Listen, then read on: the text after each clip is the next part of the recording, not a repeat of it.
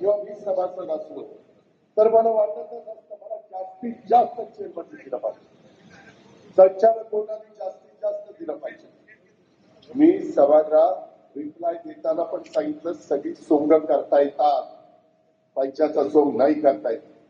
इथं बसणाऱ्यांना किती लोकांना वाटत नाही की माझं आता आहे त्याच्यापेक्षा माझं जास्त असावं, पण का नाही तर आपली आर्थिक परिस्थिती नाही म्हणून।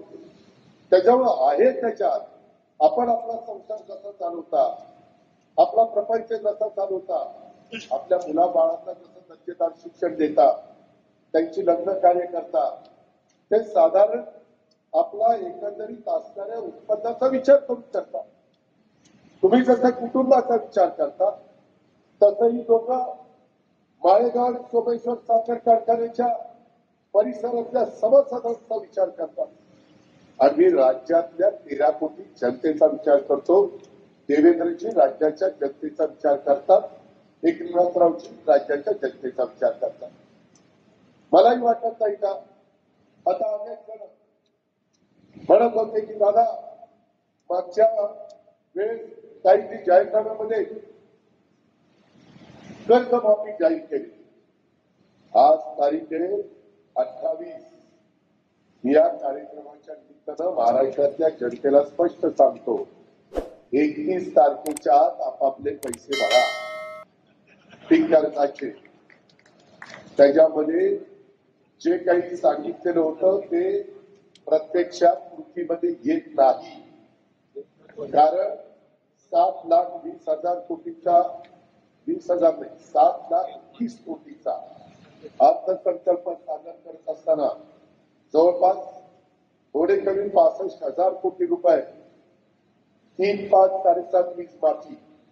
वीज माफी म्हणजे तुम्हाला माफ आहे पण तुमचे पैसे आम्ही महावितरणला भरतो, आम्ही म्हणजे तो सरकार। आणि माझ्या लाडक्या बहिणी त्यांच्या 1,500 प्रमाणे त्यांना 45,000 कोटीची तरतूद करावी लागलेली आहे। ही गोष्ट ध्यानामध्ये घेतली पाहिजे।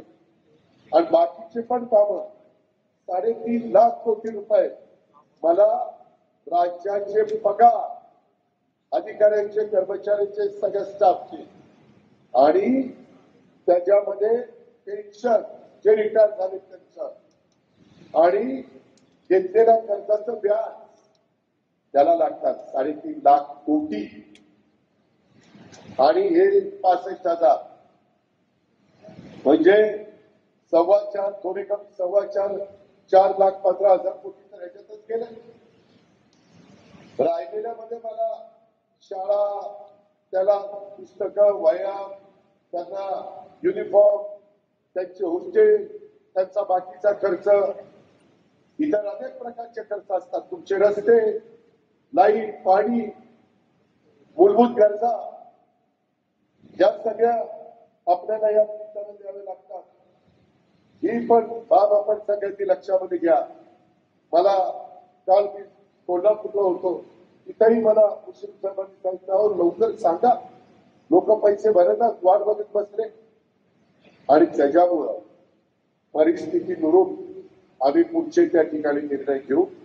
आता तशा प्रकारची परिस्थिती नाही, त्याच्यामुळे या वर्षी पण पुढच्या वर्षी पण घेतलेल्या पीक कर्जाचे पैसे भरा।